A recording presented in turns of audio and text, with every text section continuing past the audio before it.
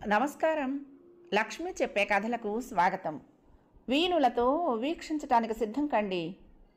ప్రియ సఖులు, ఇప్పుడు మనం ప్రముఖ సీనియర్ రచయిత శ్రీ ద్విభాష్యం రాజేశ్వరరావు గారు రచించిన రష్యాలో రెండో కృష్ణుడు ధారావాహిక నుండి 6వ భాగం వినేద్దామండి. డేవిడ్ మెల్లగా తన ప్లాను ఆచరణలో పెట్టడం ఆరంభించాడు.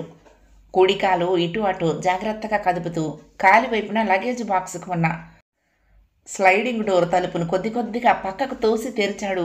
చాలా సులువుగా పక్కకు జరిగిపోయింది అది. కాలి వేళ సహాయంతో లోపలున్న సూట్ కేసును మెల్లగా ఎదరకు లాగాడు.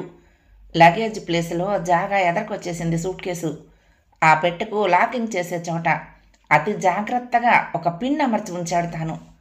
ఆ పిన్ను మనకు అతి దారుణమైన పాయిజన్ రాయబడి ఉంది. అది ఒంట్లో దిగబడితే చాలు, సెకండ్ల మీద చావు ఖాయం. పెట్టె అక్కడి నుండి కిందకు తోసేస్తే చాలు, అది రాధ నెత్తి మీద పడి బుర్ర చిట్లిపోవటంతో పాటు పిన్ను గుచ్చుకుని ప్రాణాలు వదలటం ఖాయం. ఇవన్నీ నిమిషాల మీద జరగబోతున్నాయి. డేవిడ్ బరువుగా ఊపిరి తీసుకుంటూ మనసులోనే అనుకున్నాడు, నాకున్న ఏకైక జీవితాశయం తీరబోతోంది. దిక్కుమాలిన చావుకు సిద్ధపడు. మనసులోనే శపిస్తూ లగేజ్ ప్లేస్లోని సూట్ కేసును కాలితో మరింత ఎదరకు లాగాడు. మరి ఆలస్యం చేయకుండా కుడికాలతో సూట్ కేసును బలంగా ఎడం వైపుకు తోశాడు. అంతే, దభేలుమనే శబ్దంతో సూట్ కేసు కింద పడటం, కెవ్వుమని రాధ కేక నిశీదిలో కలిసిపోవటం సెకండ్ల మీద జరిగిపోయింది. కూపేలోని మిగిలిన ఇద్దరు తుళ్ళిపడి నిద్రలేచారు. సరిగ్గా సూట్ కేసు కిందకు పడే సమయానికి రైలు అతి వేగంగా యు ఆకారంలో టర్నింగ్ తీసుకుంటోంది. సూట్ కేసు విసిరివేయబడ్డట్టు 2 బెర్తుల మధ్య పడింది. అయితే రాధ మొహానికి రాసుకుంటూ పట్టడం వల్ల ఏదో జరిగిపోయిందనే భయంతో రాధ కెవ్వున కేక వేయటం జరిగింది. ఏమైంది అంటూ చీకట్లో మోహన్ గొంతు వినిపించటం, స్విచ్ ఎక్కడుంది అంటూ మురారి అడవటం, వాట్ హ్యాపెండ్ అంటూ డేవిడ్ స్విచ్ నొక్కి లైటు వెలిగించడం ఒకే మారు జరిగాయి. కింద పడి ఉన్న సూట్ కేసును చూస్తూ మై గాడ్ అంటూ కిందకు దుమికినట్లు దిగి దాన్ని అందుకున్నాడు డేవిడ్. దాని మూత ఊడలేదు, కానీ లాకింగ్ దగ్గర అమర్చిన పిన్ను తూలి ఎటో పడిపోయిందని గ్రహించాడు. మౌనంగా సూట్ కేసు పై బెర్త్ మీద పెట్టాడు. ఇంకా నయం, కాస్త పక్కకు పడుంటే మీకు దెబ్బ తగులుండేది అన్నాడు మోహన్. దెబ్బ తగలటం కాదు, మొహం పచ్చడైపోయి ఉండేది అన్నాడు మురారి. డేవిడ్ తల అడ్డంగా ఆడిస్తూ, అసలు లగేజ్ బాక్స్ తలుపు ఎలా తెరుచుకుంది అంటూ సూట్ కేసును తిరిగి యథాస్థానంలో ఉంచి తలుపు మూశాడు. స్లైడింగ్ డోరు చాలా లూజుగా ఉందేమో, ఏదైనా కాగితం అడ్డుగా పెడితే సరి అన్నాడు మోహన్ లగేజ్ బాక్స్ తలుపు వంక చూస్తూ. రాధేమీ మాట్లాడలేదు. లేచి నిలబడి లగేజ్ బాక్స్ వంక డేవిడ్ వంక చూపులు మార్చి మార్చి చూసింది. తర్వాత బెర్త్ మీద కొలబడిపోయింది. అసలు దీపం ఎవరు ఆర్పారు మెల్లగా అడిగింది. డేవిడ్ నైట్ బల్బు స్విచ్ అటు ఇటు ఆడుస్తూ ఇది కూడా లూజ్గానే ఉంది అన్నాడు. రాధ మరి మాట్లాడకుండా బెర్త్ మీద వాలిపోయింది. పక్క సర్దుకుని తలగడ రెండో వైపుకు మార్చింది. చాలాసేపటి వరకు నిద్ర పట్టలేదు ఆమెకు. తెల్లవారే సమయానికి మాత్రం గాఢ నిద్రలోకి జారిపోయింది. తెలివొచ్చేసరికి లోకమంతా పచ్చని వెలుగు పరుచుకుంది. లేవండి, మాస్కో వచ్చేసాం మురారి లేపుతూ ఉంటే తెలివొచ్చింది. సిగ్గుపడి లేచి కూర్చుంది. భుజాలు పట్టుకుని లేపితే చాచి లెంపకాయ కొడితే సరదాగా తినాలనుకున్నాను, కానీ ఆ అదృష్టం లేకపోయింది అన్నాడు మురారి. రాధ మెల్లగా నవ్వేసింది. అదేం నిద్ర, మరీ అంత మొద్దు నిద్రైతే అలా?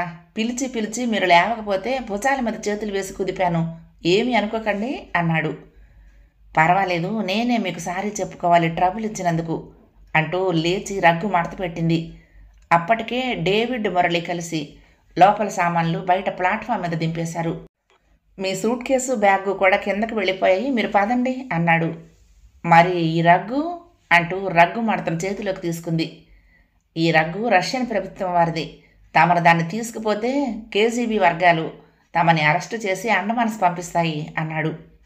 అప్పుడు గుర్తొచ్చింది, రగ్గు తమది కాదని రైల్లో సప్లై చేసిందని. నవ్వుతూ దాన్ని బెర్త్ మీద పడేసింది. మురారి వెంట నడిచి కారిడార్ దాటి బోగీల నుండి ప్లాట్ఫామ్ మీదకు దిగింది. అప్పటికే సామాన్లతో అందరూ అక్కడ చేరిపోయారు. 2 మోటారు ట్రాలీల మీద లగేజీ అంతా ఎక్కించి తీసుకుపోయారు. మెల్లగా నడుస్తూ స్టేషన్ బయటకు వచ్చారు. వెనక్కు తిరిగి స్టేషన్ స్వరూపం చూస్తే అనుమానం వచ్చింది రాధకి. తాము దిగింది మాస్కోలోనా లేక ఏదైనా మామూలు పట్టణంలోనా? మనసులోని ఆశ్చర్యాన్ని దాచుకోలేక అడిగేసింది. ఇది మాస్కో స్టేషనా అని. మరి విజయవాడ అనుకుంటున్నారా? నవ్వుతూ అన్నాడు వంశీ. అతను అలా మాట్లాడాడు కానీ అతనికి అనుమానంగానే ఉంది. మన బెజవాడ నయం, మాస్కో నగరానికి స్టేషన్ మరి ఇంత చిన్నదా అంది మళ్ళీ. నిజమే, ఇది మన తణుకు స్టేషన్లో ఉంది. 27 కోట్ల రష్యన్ల రాజధాని నగరమైన మాస్కో నగరానికి రైల్వే స్టేషన్ మరీ ఇంత చిన్నదా అనే అనుమానం ఎవరికైనా కలిగేలా ఉంది. మురళి సర్గిని అడిగాడు. No doubt. ఇక్కడ విమానాలు ఉన్నాయి కదా, రైలు ఎక్కువ మంది వాడరు చెప్పాడు సర్గి. ఇంతలోని ఎర్రని టూరిస్ట్ బస్సులు వచ్చి ఆవరణలో ఆగాయి. ఎవరి బృందంలోకి వారు చేరిపోయి బస్సులు ఎక్కేశారు. సుమారు 40 నిమిషాల ప్రయాణం తర్వాత బస్సులు ఒక బ్రహ్మాండమైన హోటల్ ముందు భాగంలో ఆగాయి. సర్గి మైకులో చెప్పాడు. ఇప్పుడు మనం బస చేయబోయే హోటల్ ప్రపంచంలోనే అతిపెద్ద హోటళ్లలో ఒకటి. ఇందులో 6000 గదులు ఉన్నాయి. మీ రూమ్ నెంబర్తో ఒక కార్డు ఇస్తారు. దాన్ని పారేసుకోకుండా జేబులో ఉంచుకుంటే సులువుగా మీ పని అయిపోతుంది అన్నాడు సర్గి. అందరూ బస్సు దిగిపోయారు. మెల్లగా నడుస్తూ హోటల్ లాంజ్లోకి చేరుకున్నారు.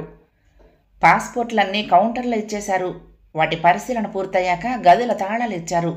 ఈ తతంగం పూర్తయ్యేసరికి అరగంట పట్టింది. సర్గి చేతికి తాళం గుర్తులిస్తూ ఉంటే ఎవరో 2 విదేశీయులు కౌంటర్లోని యువతితో ఘర్షణకు దిగారు. గట్టిగా అరుస్తూ అసభ్యమైన పదజాలంతో ఆ యువతిని తోలనాడటం ఆరంభించారు. సర్కి వాళ్ళకు సర్ది చెప్పడానికి ఎత్తిరించాడు కానీ లాభం లేకపోయింది. కౌంటర్లోని యువతి ముఖం కందగడ్డలా ఎర్రగా అయిపోయింది. సర్గి తల విదిలిస్తూ తాళాలతో దూరంగా వచ్చేశాడు. రూమ్ తాళం నెంబర్ కార్డు అందరికీ తల ఒకటి పంచిచ్చాడు. ఏమిటా గొడవ అడిగాడు మురళి.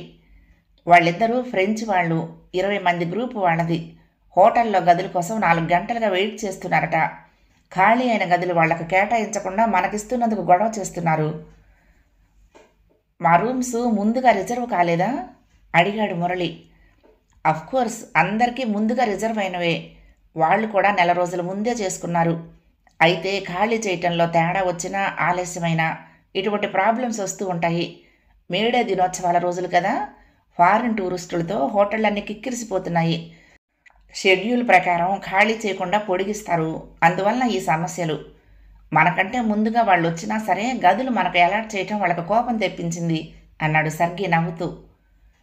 వరుస ప్రకారం వాళ్ళకే ఇచ్చేస్తే పోయేది, మనం కొంచెం సేపు వెయిట్ చేసేవాళ్ళం కదా అన్నాడు మురళి. సర్గి అప్పుడు చెప్పాడు అసలు విషయం. ఇది ఇండో సోవియట్ ఫ్రెండ్షిప్ ఇయర్. మేము ఇండియన్స్కి అన్నింటిలోనూ ప్రిఫరెన్స్ ఇస్తాం అన్నాడు. సర్గి మాటలతో అందరి హృదయాలు పులకించినట్లయింది. డియర్ ఫ్రెండ్స్, మీ గదులకు 5 నిమిషాల్లో లగేజ్ వచ్చేస్తుంది. స్నానాలు ముగించి సరిగ్గా గంట సేపట్లో 2వ ఫ్లోర్లోని లాంజ్ వద్దకు అందరం చేరుకుందాం. అక్కడే మనకు బ్రేక్ఫాస్ట్. అందువల్ల తొందరగా తయారవుతారు కదూ అన్నారు రామరాజు గారు. సర్గి గొంతు సవరించుకుని, మనమందరం హోటల్ రష్యా నార్త్ బ్లాక్లో ఉన్నాము. పొరపాటున బ్లాక్ మారిపోతే రూమ్ వెతకటం మీకు చాలా కష్టమైపోతుంది. నార్త్కు రష్యన్ భాషలో సివిరి అని పేర్కొంటారు. రూమ్ నెంబర్తో పాటు సివిరి అని చెప్తే ఎవరైనా మీకు సులువుగా దారి చూపిస్తారు అన్నాడు. అందరూ బయలుదేరి లిఫ్ట్ దగ్గరకు చేరుకున్నారు. మేడం, మీ రూమ్ నెంబర్ ఎంత? చిరునవ్వుతో అడిగాడు డేవిడ్. ఉలిక్కిపడి చూసింది రాధ. 5124 అంది తొట్టుపాటుతో. నాది 5125. పర్వాలేదు, మీ పక్క రూమే అన్నాడు అతను అదోలా నవ్వుతూ. నాది 6, మురారిది 7, మేము మీ పక్కనే అంటూ మురళి చేతిలోని కార్డులు ఊపుతూ చూపించాడు. ఈ రూములకు ఎదురుగా ఉండే రూములో మోహన్, వంశీ, డాక్టర్ రత్నం ఇంకా ఇతరులకు కేటాయించబడ్డాయి. లెనిన్గ్రాడ్లోని హోటల్ ఫ్రీ బార్టిస్ట్యూతో పోలిస్తే ఈ హోటల్ ఎందుకో అంత గొప్పగా అనిపించలేదు. రూమ్ సైజు చిన్నది. నేల మీద కార్పెట్స్ లేవు. రూమ్లో టీవీ లేదు. గదుల పరిశుభ్రత విషయంలో కూడా అంతంత మాత్రంగానే ఉన్నాయి. కిటికీలు తెరిస్తే చుట్టూ జనసమ్మర్దమైన ప్రదేశాలు. లెనిన్గ్రాడ్లోని హుందాతనం, ప్రశాంతత ఈ మాస్కో మహానగరంలో లోపించినట్లుగా అనిపించింది. స్నానం ముగించింది రాధ. కొత్త చీర తీసి కట్టుకుంది. వాతావరణం మరీ శీతలంగా లేకపోవటం వలన స్వెట్టర్ అవసరం లేదనుకుంది. శాలువా మాత్రం మడత పెట్టి హ్యాండ్ బ్యాగ్లో సర్దింది. మిత్రులకు బహుమతులు ఇవ్వటానికి తాను తెచ్చిన మంచి గంధం, ఊదొత్తులు, సబ్బులు, బొమ్మలు ఇలాంటివి కొన్ని బ్యాగులో పెట్టింది. గది బయటకొచ్చింది. హలో, రెడీ అయిపోయారా అంటూ మోహన్ వచ్చాడు అక్కడికి. రెడీ అంది. రూముకి తాళం వేశారా అడిగాడు. లేదు. మరి తాళం వేసేయండి, ఇలా అందరం కలిసి దిగి 2వ ఫ్లోర్కి వెళ్ళిపోదాం, మెట్ల మీదుగా వెళ్ళిపోవచ్చు అన్నాడు. ఓకే అంటూ రాధ బ్యాగ్ తీసుకుని గదికి తాళం వేసింది. అందరూ కలిసి 2వ ఫ్లోర్కి మెట్ల మీదుగా దిగారు. 2వ ఫ్లోర్లో 6 డైనింగ్ హాల్స్ ఉన్నాయి. తమ హాలు వెతుక్కునేసరికి 10 నిమిషాలు పట్టింది. బ్రేక్ఫాస్ట్ ముగించిన తర్వాత మెట్రో రైల్వే చూడటానికి బయలుదేరారు. ఎస్క్యులేటర్ మీద నిలబడితే 1000 అడుగుల లోతున ఉన్న భూగర్భ రైల్వే స్టేషన్కి కేవలం 2 నిమిషాల్లో తీసుకుపోతుంది. రాధ ఎస్క్యులేటర్ మెట్ల మీద కాలు పెట్టబోయింది. సగం అడుగు పడటం వలన ఎదరకు లాగేసినట్లయి తూలి ముందుకు పడబోయింది. మురళి ఆమెను ఒడుపుగా పట్టుకున్నాడు పడిపోకుండా. అతని భుజం మీద 10 సెకండ్ల పాటు ఆనుకుని ఉండక తప్పలేదు ఆమెకు. సారీ అంటూ సర్దుకొని నిలబడింది. టేక్ ఇట్ ఈజీ అన్నాడు మురళి. థ్యాంక్ యూ, కిందకి పడిపోయి ఉందును మీరు ఆదుకోకపోతే అంది రాధ. రాధ జరిగిన దానికి ఎంతో సిగ్గుపడిపోయింది. మెట్రో రైల్వే స్టేషన్లో ప్రవేశించారు. అది స్టేషన్లా లేదు, భూలోక స్వర్గంలా ఉంది. పూర్తిగా ఎయిర్ కండిషన్ చేయబడింది. స్టేషన్ అంతా పాలరాతితో కట్టబడింది. ప్లాట్ఫామ్కు ఇరువైపులా 2 రైల్వే మార్గాలున్నాయి. ప్రతి 18 సెకండ్లకు ఒక రైలు చొప్పున ఒకదాని వెనక ఒకటి పరుగు పెడుతూ అమిత వేగంతో వస్తున్నాయి రైళ్లు. 4 సెకండ్లాగి మళ్లీ వేగంగా వెళ్ళిపోతున్నాయి. రైలు దాని నియమిత ప్రదేశంలో సెంటీమీటర్ కూడా తేడా లేకుండా ఆగటం, తలుపులు వాటంతటవే తెరుచుకోవటం, 4 సెకండ్లలో వాటంతటా అవే మూసుకోవటం, మూసుకున్న 1/2 సెకండ్లోనే బయలుదేరటం, తెరిచి ఉన్న ఆ 4 సెకండ్లలోనే జనం ఎక్కటం దిగటం, రైలు వెళ్ళిపోయిన 18 సెకండ్లలోనే మళ్లీ మరొక రైలు వచ్చి ఆగటం. 5 నిమిషాల పాటు అందరూ విచిత్రంగా వాటిని గమనిస్తూ ఉండిపోయారు. రైలు వస్తూ ఉంటే తుఫానులా శబ్దం, ఆగి ఉన్న సమయంలో జనం సందడి, మళ్లీ హోరుమనే శబ్దంతో సొరంగం లాంటి చీకట్లోకి వెళ్ళిపోవటం అంతా భలే తమాషాగా అనిపించింది. మెట్రో రైల్వే పనితనాన్ని మెచ్చుకోవటానికి మాటలు లేకపోయాయి. మనం భూమి కింద భాగంలో పాతాళం ఉందని చెప్పుకుంటాం కదూ, కానీ వీళ్ళు స్వర్గం ఉందని చెప్పుకోవాలి అన్నాడు మోహన్. పట్టణంలోని నదుల కింది భాగం నుండి 120 భూగర్భ స్టేషన్లతో మొత్తం కవర్ చేస్తూ రైలు మార్గం నిర్మించటం ప్రపంచంలో 8వ వింతగా అనిపించింది. బయటకు రావడానికి అందరూ ఎస్కలేటర్ దగ్గరకు చేరుకున్నారు. డేవిడ్ మెట్టు ఎక్కబోయి తూలి పక్కకు పడ్డాడు. అలా పడిపోవటంలో అతని కుడికాలి దగ్గర ప్యాంటు మెట్ల మధ్యలో చిక్కుకుని చిరిగిపోయింది. గభాలన మురారి వెళ్ళి లేవదీశారు. పర్వాలేదు, ఏం జరగలేదు, లక్కీ అన్నాడు డేవిడ్ నవ్వు పులుముకుంటూ. కుడి మోకాలు దిగువ భాగం చిరిగిన ప్యాంటు భాగం నుండి స్పష్టంగా కనిపిస్తోంది. అటువైపు చూసిన రాధకు ఒక్కసారి గుండె కొట్టుకోవటం ఆగిపోయినట్లయింది. డేవిడ్ కుడి చీలమండ దగ్గర పొడవైన స్కార్, కుట్లు మానిన గుర్తులు స్పష్టంగా కనిపిస్తున్నాయి. సందేహం లేదు, అతడే. తన అనుమానం నిజమే. రాధకు వడలంతా చెమటలు పట్టింది. మతిపోయిన దానిలా పిచ్చిగా చూస్తూ నిలబడిపోయింది. ఎస్కులేటర్ ఎలా ఎక్కిందో, బయటకు నడిచి స్టేషన్ అవతలకి ఎలా చేరుకుందో, బస్సు ఎక్కి ఎలా కూలబడిందో ఏమీ గుర్తులేదు. గుర్తున్నదల్లా ఒక్కటే, డేవిడ్ కుడికాలు చీలమండ దగ్గర కుట్లు మానిన పొడవైన మచ్చ. ఇక సందేహమేమీ లేదు. వేషాలు మారిపోయినా, పేర్లు మార్చుకున్నా, ఏం జరిగినా ఆ ఒక్క గుర్తు చాలు అతడు డేవిడ్ కాదని చెప్పడానికి, అతను దామోదరని నిర్దిష్టంగా నిర్ద్వందంగా తెలియచేయటానికి. మేడం గట్టిగా పిలిచిన మురారి పిలుపుతో ఈ లోకంలోకి వచ్చింది. అతడు వెర్రిగా తన మొహం వంక చూస్తూ కళ్ళ ముందు వేళ్ళు చేతులు ఆడించటం అప్పుడు గమనించింది రాధ. అమ్మయ్య, పిలుపు అందిందన్నమాట. రాధాదేవి గారు, మిమ్మల్ని 6 సార్లు పిలిచాను. ఈసారి కూడా పలకకపోయి ఉంటే జబ్బలు పట్టుకుని కుదిపేసి ఉండేవాణ్ణి, మీరేమనుకున్నా సరే అన్నాడు. అంతవరకు మిత్రుల సామీప్యం వలన మర్చిపోయిన భయం మళ్ళీ ఒక్కసారిగా చుట్టుముట్టింది ఆమెను. గది తలుపులు మూసి నీరసంగా మంచం మీద వాలిపోయింది. ఆ వ్యక్తి ఖచ్చితంగా దామోదరమే అని చెప్పడానికి బలమైన సాక్షి ఉంది. తమ ఇంటి పెరట్లో జామ చెట్టు ఎక్కి కిందకు జారిపోయాడు దామోదరం. కింద సిమెంట్ చెప్టా కోనకు కాలు గుద్దుకుని చిట్లిపోయింది. అతన్ని హాస్పిటల్కి తీసుకువెళ్ళి కుట్లు వేయించి తీసుకురావటం తనకు బాగా గుర్తుంది. గాయం మానిపోయినా కుట్లు వేసినంత మేర పెద్ద మచ్చ మిగిలిపోయింది. తన అనుమానాన్ని ఆ మచ్చ ధృవీకరిస్తోంది. రూపం మారినా, పేరు మార్చుకున్నా ఆ మనిషి డేవిడ్ కాదని, దామోదరమేనని బాగా అనుమానం కలుగుతోంది. ఈ టూర్ పూర్తయ్యేలాగా అతడు తనను చంపటం ఖాయం. నీడలా ఉన్న మృత్యువును తప్పించుకోవటం ఎలా? అతడిని అడిగితే తన గురించి నిజం చెప్తాడా? పోనీ తను వివరించబోయే నిజాలు వింటాడా? ఊహు, లాభం లేదు. తను ఏం చెప్పినా అతడు నమ్మకపోవచ్చు. అయితే మరేం చేయటం? పోనీ అతడి మీద రిపోర్ట్ ఇస్తే? ఏమని ఇవ్వటం, ఎవరికి ఇవ్వటం? ఆ దామోదరం ఎవరో తనకు తెలియదని బొకాయిస్తే తనేం చేయగలదు? నలుగురిలో నవ్వుల పాలు కావటం మాత్రమే మిగులుతుంది. ఏం చేయటానికి తోచలేదు. 5 నిమిషాల సేపు కళ్ళు మూసుకొని ఉండిపోయింది. తర్వాత ఏదో నిశ్చయానికి వచ్చిన దానికి మళ్ళీ శక్తి కూడా తీసుకుని లేచి నిలబడింది. బాత్రూంకి వెళ్ళి వేడి నీళ్లతో తలార స్నానం చేసింది. శరీరంలోకి నూతన శక్తి ప్రవేశించినట్లయింది. తాను అడవిలో లేదు, నాగరికమైన ప్రపంచంలో జనాల మంచుంది. మిత్రుల సహాయంతో ఈ ఆపద నుండి తప్పించుకుని ఢిల్లీ చేరుకోవాలి. అంతవరకు డేవిడ్కు సాధ్యమైనంత దూరంగా జాగ్రత్తగా మసులుకోవాలి. పరిస్థితి కలిసొస్తే జరిగిన విషయం అంతా అతడికి చెప్పాలి. అంతకంటే మరొక మార్గం లేదు. మనసు కుదుటపరుచుకుంది రాధ. డ్రెస్ మార్చుకుని గదికి తాళం పెట్టి బయటకు వచ్చింది. ఆ రాత్రి డిన్నర్ అయిపోయిన తర్వాత అందరూ కలిసి బోల్షాయ్ థియేటర్కు వెళ్లారు. మొత్తం రష్యాలోనే కాక యావత్ ప్రపంచంలోనూ అపురూపమైన నాటకశాల బోల్షాయ్ థియేటర్. అందులో రష్యన్ బాలే జరుగుతోంది. థియేటర్లో అందరికీ ఒక వరుసలో సీట్లు దొరకలేదు. 2 3 ఒక చోట దొరికాయి. రాధ సీటుకి ఒక పక్క మురారి, ఇంకొక పక్క వంశీ కూర్చున్నారు. మన దొమ్మర నృత్యం ఇంతకంటే బాగుంటుంది, మంచి మంచి కాస్ట్యూమ్స్ వేయాలి కానీ అన్నాడు వంశీ. మన దొమ్మరాట ఈ బాలే ఒకేలా కనిపిస్తున్నాయా మీ కంటికి? అడిగింది రాధ. ఆహా, నాకేం తేడా కనిపించటం లేదు. లేదు, అదిగో చూడండి, ఒళ్ళంతా ముద్దలా చేసుకుని మనుషులు విల్లుల్లా ఎలా వంగిపోతున్నారు అంది రాధ. ఏంటి, డ్యాన్స్ అంటే ఒళ్ళంతా అప్పడాల పిండిలా నలిపేసుకోవటమా అన్నాడు. భరత మహాముని, నేను మీతో వాదించలేను, నాకు మాత్రం ఈ బాలే బాగా నచ్చింది అంతే అంది రాధ. ఈ సంభాషణ జరుగుతున్నంతసేపు మురారి చేతివేళ్లు తన చేతివేళ్లపై మెల్లగా కదులుతున్నట్లు అనిపించింది రాధకు. తల తిప్పకుండా క్రీగంట పక్కకు చూసింది. మురారి మెల్లగా వణికే వేళ్లతో తన చేతి వేళ్లపై సుతారంగా రాస్తున్నాడు. అతడి వేళ్ళు ఎంతో తడిగా ఉన్నాయి. అబ్బా, ఇంత చెమట ఏమిటి బాబు? అయినా ఒక వంక మేమంతా చలితో చచ్చిపోతూ ఉంటే మీకు చెమట ఎలా పడుతుంది అంటూ మురారి వంక చూసి నవ్వుతూ తన చేతిని కుర్చీ రెస్ట్ మీద నుండి సుతారంగా వెనక్కు లాక్కుంది.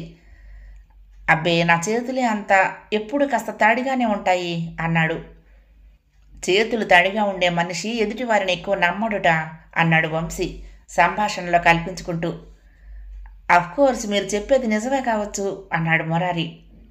చేతులు తడిగా ఉంటే ఖర్చుదారి మనిషి అని కూడా అంటారు అంది రాధ. నాకొక సంగతి అర్థమైంది, మీరు మీ చేతికి తడి అంటకుండా ఏ పని చేయలేరు నవ్వుతూ అన్నాడు వంశీ.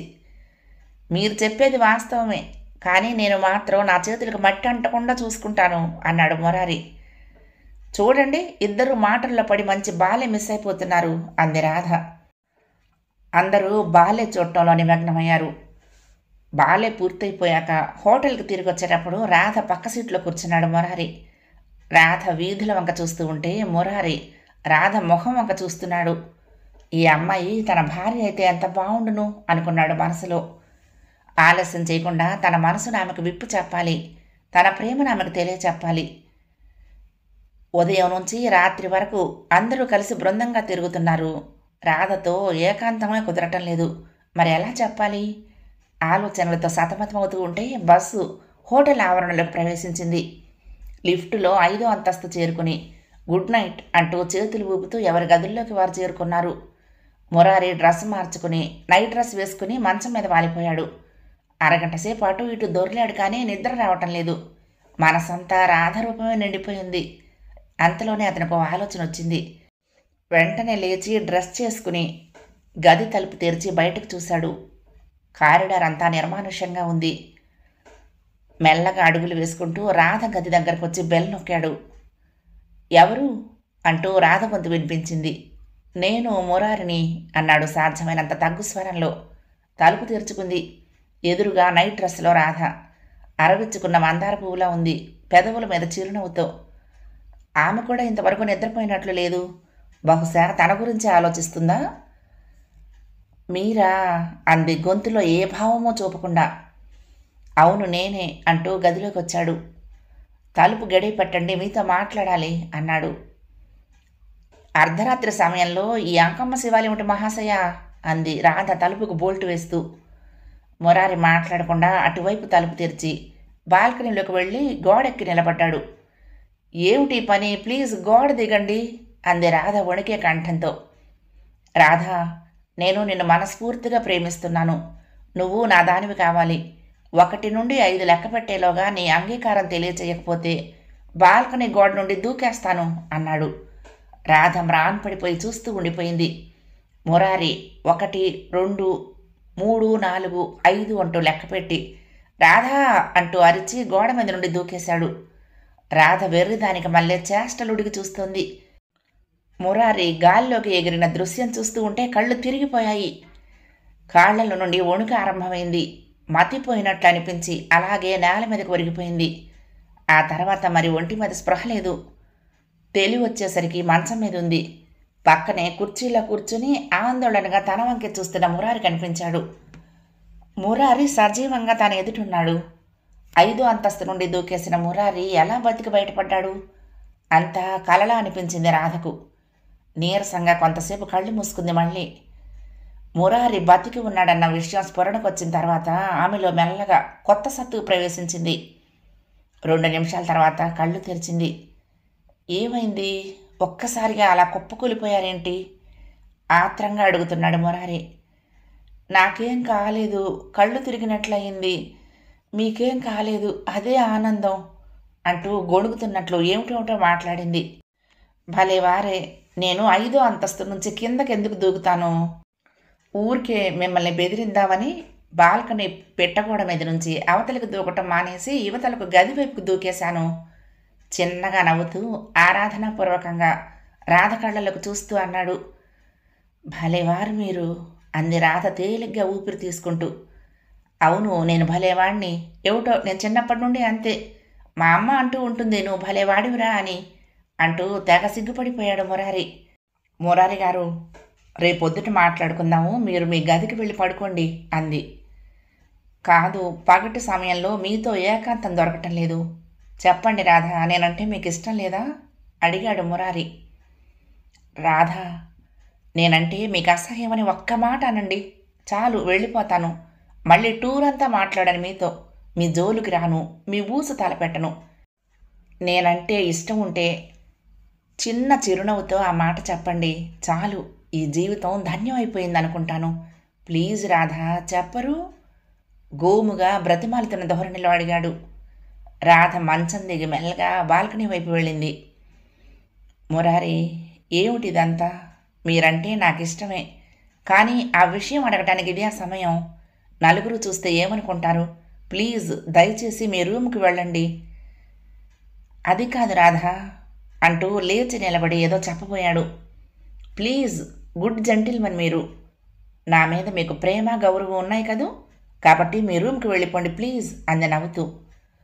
ఆమె నవ్వుకు మాటలకు మురారి మనసు పులకించిపోయింది. థ్యాంక్ యూ రాధా, నన్ను జెంటిల్మెన్గా గుర్తించినందుకు మరొకసారి కృతజ్ఞతలు చెప్తున్నాను. వస్తాను, గుడ్ నైట్. మురారి రాధ గది వదిలి బయటకొచ్చాడు. రాధ తలుపులు వేసుకుంటూ మురారి వంక చూస్తూ మెల్లగా చేతులు ఊపింది. ఆ రాత్రి మురారికి హాయిగా నిద్ర పట్టింది. నిద్ర నిండా తీయని కలలు. బృందం అంతా ముందుకు నడిచి క్రెమ్లిన్ భవన సముదాయానికి ఆనుకొని ఉన్న మైదానంలోకి చేరుకున్నారు. విశాలమైన ఆ మైదానం అంతా చక్కగా అలంకరించారు.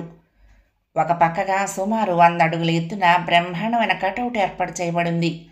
అందులో మార్క్స్, యాంగిల్స్, లెనిన్ బొమ్మలున్నాయి. కటౌట్కి ఇరువైపులా ఎర్రని పతాకాలు రెపరెపలాడుతున్నాయి. మైదానంలో వివిధ దళాలు పూర్తి డ్రెస్తో కవాతు నిర్వహించేందుకు సన్నద్ధమవుతున్నాయి. కవాతు పూర్తయిన తర్వాత రెడ్ స్క్వేర్ నుండి క్రెమ్లిన్ భవనం ముందు ఆవరణలోకి చేరుకుంటాయి. అక్కడ ఎత్తైన వేదిక ఏర్పాటు చేయబడింది. సరిగ్గా 9 గంటలకు పార్టీ అధినేత గోర్బచేవ్ జాతిని ఉద్దేశించి తమ ప్రసంగం వినిపిస్తారు. ఆ ప్రాంతం అంతటా టెలివిజన్ కెమెరాలు ఏర్పాటు చేయబడ్డాయి. విదేశీ అతిథులకు ప్రత్యేకమైన ప్రదేశం కూర్చునేందుకు వీలుగా కేటాయించబడింది. కానీ అందులో కూర్చుంటే మళ్ళీ తొందరలో బయటికి రావటం చాలా కష్టమనిపించింది. అందుకే రెడ్ స్క్వేర్ కుడివైపున అందరూ నిలబడ్డారు. సరిగ్గా 9 గంటలకు గోర్బచేవ్ వేదికపైకి చేరుకున్నారు. 10 నిమిషాల సేపు రష్యన్ భాషలో ప్రసంగాన్ని వినిపించారు. ప్రజల కరతాళ ధ్వనులతో ఆ ప్రాంతమంతా మార్మోగిపోయింది. ప్రసంగం పూర్తయిన తర్వాత రెడ్ స్క్వేర్ చుట్టూ గుమిగూడిన లక్షలాది ప్రజానీకం తమ తమ చేతుల్లోని రంగురంగుల హైడ్రోజన్ బెలూన్లను గాలిలోకి వదిలారు. వివిధ రంగుల్లో వింత వింత బొమ్మలతో రకరకాల సైజుల్లో డిజైనుల్లో ఉన్న బెలూన్లు ఆకాశంలోకి లేవటం ఆరంభించాయి. కొద్ది నిమిషాల్లోనే ఆ ప్రదేశం మొత్తం ఆకాశం కనిపించకుండా బెలూన్లతో నిండిపోయింది. రెడ్ స్క్వేర్ పైభాగం అంతా రంగుల షామియానా వేసినట్లు అనిపించింది. అంతలోనే పీపుల్స్ ప్రొసెషన్ ఆరంభమైంది. వింత వింత అలంకరణలతో, వివిధ రంగుల వస్త్రాలతో గ్రూపులు గ్రూపులుగా మాస్కో పరిశ్రమల్లోని కార్మికులు భార్యలు పిల్లలతో సహా ఆ ఊరేగింపులో పాలు పంచుకున్నారు. జనసముద్రం కదిలిపోతున్నట్లు అనిపించింది. మొత్తం 14 లక్షల మంది పౌరులు పాల్గొన్న అపూర్వ ప్రజా ప్రదర్శన అది. ప్రపంచంలో ఏ ఇతర దేశంలోనూ ఒకేసారి ఇంత పెద్ద ఎత్తున ప్రజలు పాల్గొనే ఊరేగింపు ఉండదేమో. రోడ్డు పక్కన ఉండే రకరకాల తినుబండారాలు, స్వీట్లు కొని రాధ మిత్రులకు పంచింది. మురళి అందరికీ యాపిల్ జ్యూస్ ప్యాకెట్లు కొనిచ్చాడు. రామరాజు గారు తన వయసును మర్చిపోయి కుర్రవాడిలా కేరింతలు కొడుతూ చప్పట్లు చరుస్తూ బృందం అందరికీ బోలెడు విశేషాలు వినిపించారు. మురారి సరే సరే ఊరేగింపు వెళ్తున్నంతసేపు ఏవేవో జోక్స్ కట్ చేస్తూనే ఉన్నాడు. ఉత్సవాలను తిలకించిన తర్వాత బృందమంతా హోటల్కి చేరుకున్నారు. మోహన్ గదిలో అతనితో పాటు మురారి, మురళి కూడా ఉన్నారు. మోహన్ సూట్ కేసు సర్దుతూ ఉంటే మురళి అతనికి సహాయం చేస్తున్నాడు. గది నిండా బోలెడు పేపర్లు, రకరకాల కాగితాలు, ఎన్నో రకాల బ్రోచర్లు, రంగురంగుల సోవియట్ పుస్తకాలు. వాటన్నింటినీ ప్రేమగా సూట్ కేసులో సర్దుతూ ఉంటే చిరెత్తుకొచ్చింది మురారికి. బట్టలన్నీ ఈ హోటల్ గదిలో వదిలేయండి, సూట్ కేసులో పుస్తకాలు నింపేసుకుందరు గాని అన్నాడు. మోహన్ అతడి మాటలకు సమాధానంగా చిరునవ్వు నవ్వాడు. అడ్డమైన చెత్త ఎందుకు సేకరిస్తారు? మళ్ళీ అడిగాడు. నాయనా మురారి, నువ్వు ఆయన్ను సాతాయించుకుని తినేయకు. ఆయన మెదడులోని బ్రహ్మ పదార్థం కొరికేయకు. ఆయనకు పుస్తకాలు సేకరించడం సరదా, ఎవరి ఆనందం వారిది. అందుకని సహాయం చేస్తే చెయ్యి, లేదా నోరు మూసుకుని ఊరుకుని చూస్తూ కూర్చో అన్నాడు మురళి. ఓకే ఓకే, కానీ నోరు మూసుకుని కూర్చోవటం నాకు చేత కాదు. అందుకని నోటికి వేరే రకమైన పని కల్పిస్తూ కూర్చుంటాను పురజనుల కోరికపై అంటూ దగ్గరలోని స్కాచ్ బాటిల్ తీసి గ్లాసులో వంపుకుని ఐస్ క్యూబ్స్ అందులో పడేసుకుని మెల్లగా నోటికి పని చెప్పడం ప్రారంభించాడు మురారి. ఇంతలో రామరాజు గారు వచ్చారు గదిలోకి. రామరాజు గారు, మీకు అభ్యంతరం లేకపోతే ఒక స్మాల్ పెగ్ చేస్తాను మీకు అన్నాడు మురారి చనువుగా. థ్యాంక్ యూ, అలాంటివన్నీ మానేశాను, ఎప్పుడో పూర్వాశ్రమంలో తాగేవాణ్ణి అంటూ చిరునవ్వు నవ్వాడు రామరాజు గారు. అయితే బలవంత పట్టడం న్యాయం కాదులేండి అంటూ మురారి గ్లాసులోని ద్రవమంతా తాగేశాడు. ఫ్రెండ్స్, రేపు ఉదయం 8 గంటలకు మన ఫ్లైట్, 5:30 కల్లా మనం హోటల్ వదిలేయాలి. నేషనల్ ఎయిర్పోర్ట్ ఇక్కడికి చాలా దూరంలో ఉంది కాబట్టి మీరు 4:30కే నిద్రలేచి రెడీ అయిపోతే బాగుంటుంది అన్నారు రామరాజు గారు. షూర్ గురీజీ, అలాగే అన్నాడు మురళి. మురారి లేచి రామరాజు గారి దగ్గరికి వెళ్ళి ఆయన 2 చేతులు పట్టుకుని, గురువుగారు, పూర్వాశ్రమంలో మందు తీసుకునే ముయ్యరు, ప్రస్తుత ఆశ్రమంలో దాన్ని ఎందుకు విసర్జించారు? దాని వెనకాల ఏమైనా కథా కమామిషు, సీరియల్ నవల ఇలాంటివి ఏమైనా ఉన్నాయా? ఉంటే దాన్ని మాకు వివరిస్తే సంతోషిస్తాం అంటూ ప్రాధేయపడ్డాడు. కథేమీ లేదు, ప్రత్యేకంగా లివర్ పాడైంది, తాగటం మంచిది కాదని డాక్టర్లు సలహా ఇచ్చారు, మానేశాను అంటూ చిరునవ్వుతో కదిలి వెళ్ళిపోయాడు. తలుపు దగ్గరగా వేసి మోహన్కు చేరువుగా వెళ్ళి అడిగాడు మురారి. మీరు డాక్టర్గా నా అనుమానం తీర్చాలి. భగవంతుడు మనకి 2 కాళ్ళు, 2 కళ్ళు, 2 చేతులు, ఇలా ముఖ్యమైన అవయవాలన్నీ 2 చొప్పున అమర్చాడు. ఎందుకంటే ఒకటి పాడైనా మరొకటి పనిచేస్తుందని, అంటే ఒకటి స్పేర్ అన్నమాట, అవునా? మరి లివర్కు ఆ స్పేర్ ఎందుకు పెట్టలేదు అడిగాడు. మోహన్ నవ్వేశాడు. నీలాంటి తాగుపోతులు మరీ పేట్రేగిపోతారని అంతే అన్నాడు మురళి కల్పించుకుంటూ. నో, ఇది చాలా అన్యాయం. ప్రతి మనిషికి అట్లీస్ట్ ప్రతి పురుషుడికి 2 లివర్లు ఉండాలి, 2 హృదయాలు కూడా ఉండాలి అన్నాడు మురారి బల్లగుద్ది మాట్లాడుతూ. హృదయాలు కూడా 2 ఎందుకో చెప్పనా? ఒక హృదయం రాధ దోచుకుపోయినా మరొకటి నా దగ్గర ఉండటానికి అన్నాడు మురారి. 2 నిమిషాలు ఆ గదిలో నిశ్శబ్దం చోటు చేసుకుంది. మోహన్ తలదించుకుని తన పనిలో నిమగ్నం అయిపోయాడు. మురళి అన్నాడు, ఒరే మురారి, నువ్వు ఒక పెగ్గు తాగితేనే మనిషివి కావు. ఏం మాట్లాడుతున్నావో నీకే తెలీదు. ఇక ఈ టాపిక్ వదిలేయి ప్లీజ్. ఎందుకు వదిలేయాలి అంటూ మరొక పెగ్గు వంపుకుని దాన్ని కూడా గటగట తాగేశాడు. ప్లీజ్ వదిలేయి. ఎందుకు వదిలేయాలి అని అడుగుతున్నాను. Radha, I am loving her. India వెళ్ళగానే ఆమెతో పూర్తి వివరాలు మాట్లాడి ఆమెను పెళ్లి చేసుకుంటాను. That is guaranteed.